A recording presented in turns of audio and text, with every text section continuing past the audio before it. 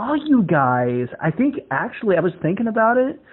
I think you guys were the last rock show that I went to before the pandemic hit. I think, which was I think you were here in Indy. I think it was back in. Did you play here on Black Friday with Steel Panther? In Indiana, yeah, because we spent Thanksgiving with my mom, and then we went and played. What was the venue? Oh, that was the venue that they had like the Nutcracker playing upstairs. Yes. Oh yes. my gosh. Yep. And then this like Steel Panther fans and Nutcracker kids and stuff, and it was Oh, it was great. Yeah, I love that venue because like so many just random shows happened there. I saw Red at the same building. It said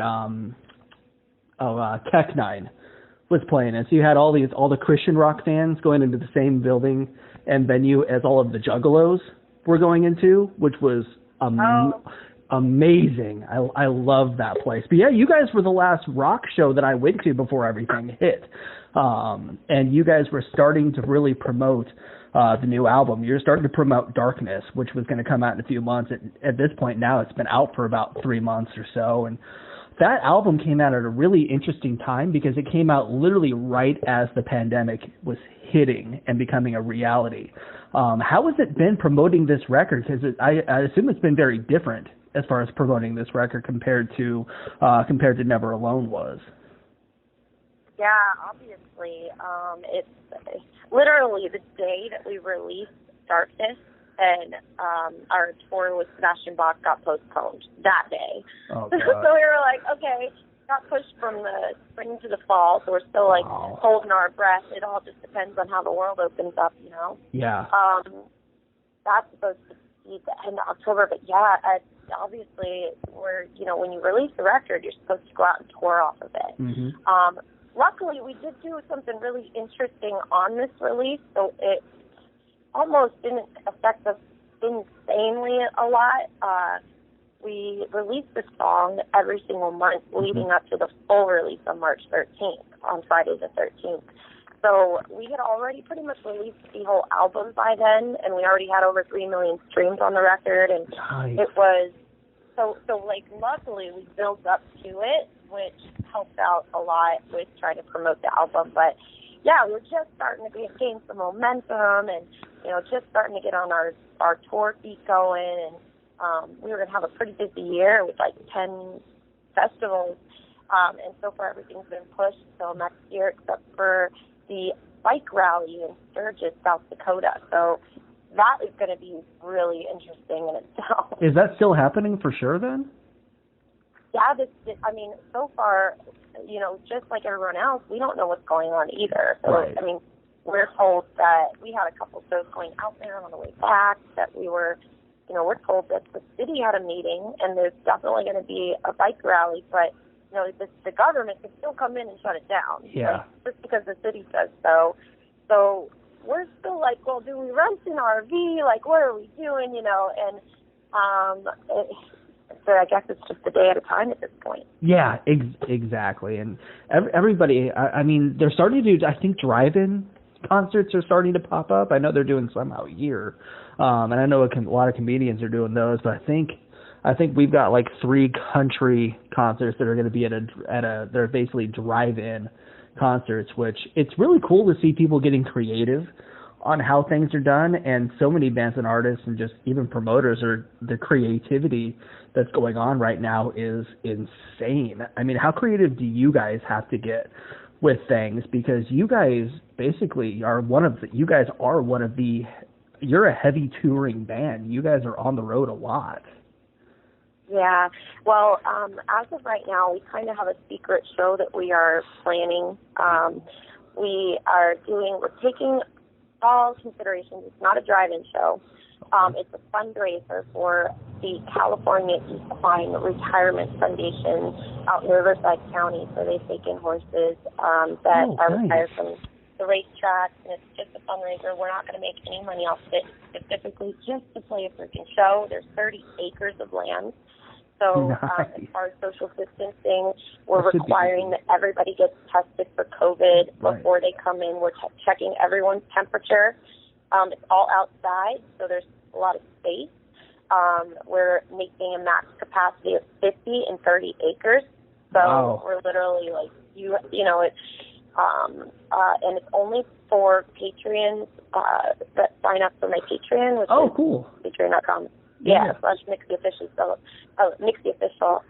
So those are the only people that knew about the show, where it's going to be, and as long as they follow the proper guidelines by getting tested, proof that they are negative for COVID, and checking temperatures and wearing a mask, and so we're going to have all of the, and staying away from each other, 6 feet, no hugs, which is the hardest part. But so we're trying to take initiative. Obviously, we have to plan it around California laws as well. So there is a show happening. I can't tell you when, where, but there will be. Hopefully, we're videoing it. I'm going to probably record it. The streaming's not available at the location because it's the internet, but we're going to try to get some video of it. That's awesome. I feel like that might be like the way that concerts go at some point in the future, is like and I thought about that a while back, is like maybe they make it so that you have to provide proof that you have a negative COVID test before you can even buy the ticket, or something like that might be the way to go. But that's a really cool idea. I wish more bands were doing stuff like that, like with what you guys are doing, because it's going to be almost impossible for people to be like super close to each other if it's that big of an area. That's going to be that's going to be awesome. Well, it's funny because originally we just wanted to play a show in our backyard, and instead of using our backyard, I started working at this rescue, and I was like, well, why don't we just have the show at this place? And we donated a couple $100 to have it there, and so that helps the horses in the first place. And then, we just want to play, man. We just want to play, even if it's for 20 people and everybody's spread out and can't see their faces. It's like, but it's just the feeling of being a musician and not being able to do what you do. It's driving us mad. Is it harder for a younger band like Stitched Apart compared to like a band that's been around for 20 years or so to survive what's going on right now? Like, do you guys have to play shows to really continue on once all this goes by, or how is that really affecting Stitched Apart right now? We have been conditioned to, have a very up and down, unstable lifestyle. So we're used to being able to handle being on the road, getting a call, going on tour whenever we hear that we're supposed to, or if we don't have a tour, we have to find out how to make money in between. So we've been conditioned pretty well to handle this kind of thing financially. Now, for the way that things open up, what I don't know, for the really big bands with arenas, packing houses like that, that's where I think it's going to be a very big challenge to get that many people in a show and be able to keep the rules in line and maintain the social distancing. I think that if they make tests a lot more easily available, temperature checking, wearing a mask, all of that, keeping the social distancing, having an arena half capacity and having the band play again the next night or something maybe. But, there's a lot of different ways to do it. It's just a venue that you rent that's that size versus a venue rent that's our size. We can play somebody's backyard and have a couple hundred people there, So I think it's going to be a lot more challenging for the bigger artists. It takes a lot more money to put on a show like that, and for all the crew. That's true. I feel really bad. A lot of people that are out of work, in the music industry, and we're getting by. We're doing the thing. We're just taking it a day at a time and hoping that this thing comes to an end at some point. We can be back to somewhat normality. And I feel like our community, the rock and metal community, this is, like you said, this is almost, we're made for this. I mean, we're made. There's rock and roll and metal. It's about going through the hardest times. How did you come out of it? How did you handle it? How did you survive? And we've been surviving for for how long already. I mean, it's what we do, you know, and we come out on the other side better and stronger than we were before. And it's going to be really cool to see how things are for all of us when this is all over. But also for people writing right now, this could be some of their strongest material song-wise because there's so much mental health issues going on right now, and I feel like a lot of people are feeling that. So it's going to be really cool to see kind of how things progress within our community as things go on, I feel like.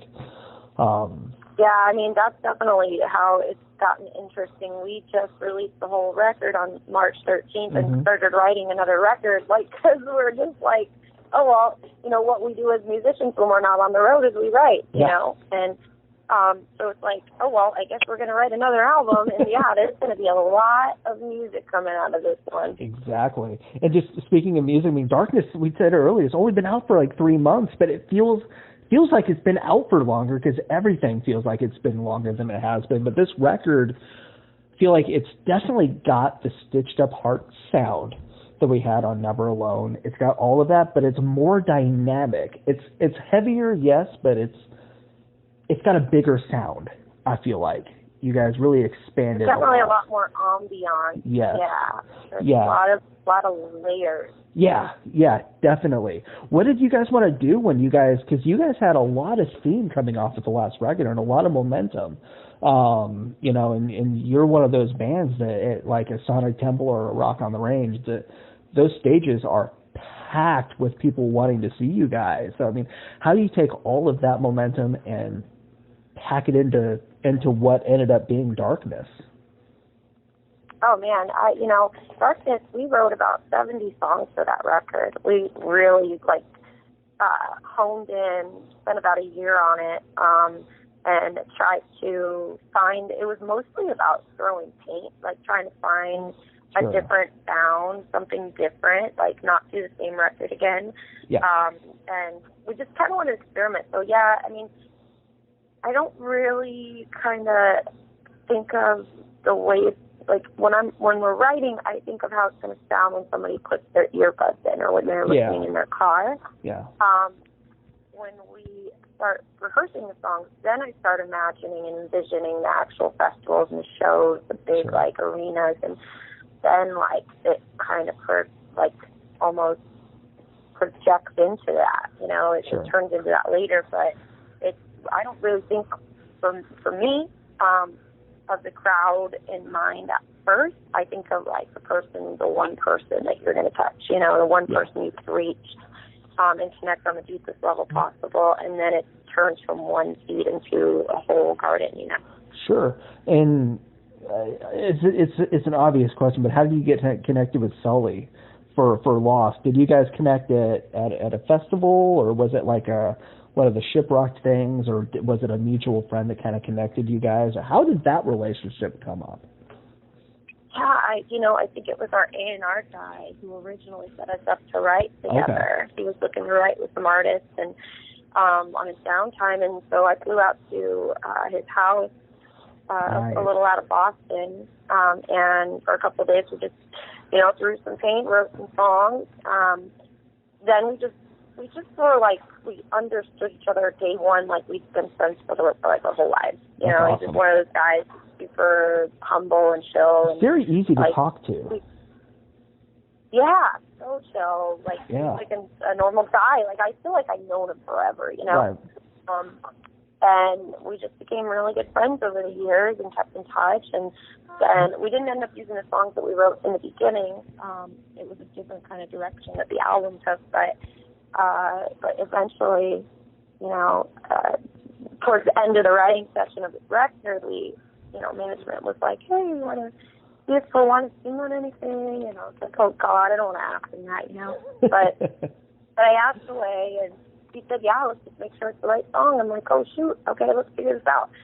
And it wasn't until the very end of the album was pretty much done, and I heard a part in Lost, and I was like, maybe I think this would be a great spot for him to sing on, and if he likes it. Everybody loved the idea. He likes it. So at some point I flew out to Nashville where they moved the Godsmack studio so the bands could record out there.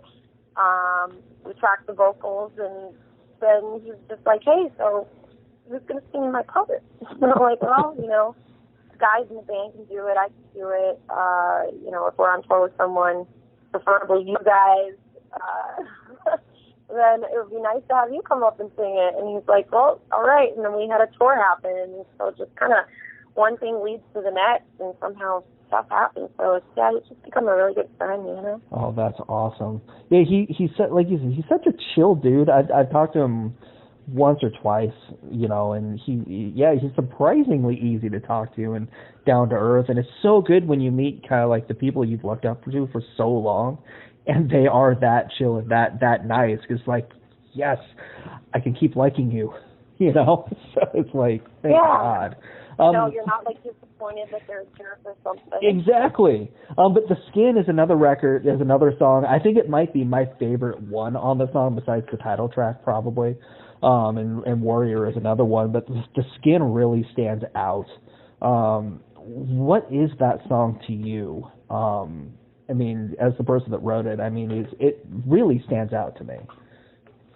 Yeah, I guess the question a lot, like, why do you have so many tattoos? Like, why do you tattoo your entire freaking body? And I thought about it, and I realized that some of it, aside from the art, I'm a fan of the tattoo artwork, is I feel like I need to hide the person that's inside, because I'm sometimes I'm pretty uncomfortable in my own skin, and I realized that part of the tattoo art is to camouflage myself and make myself feel more comfortable, and I don't know. I think that's just about being the lyrics, like an alien shade of gray. Like, I don't feel like I fit in this planet at sometimes, and somehow I don't feel right here sometimes. Yeah.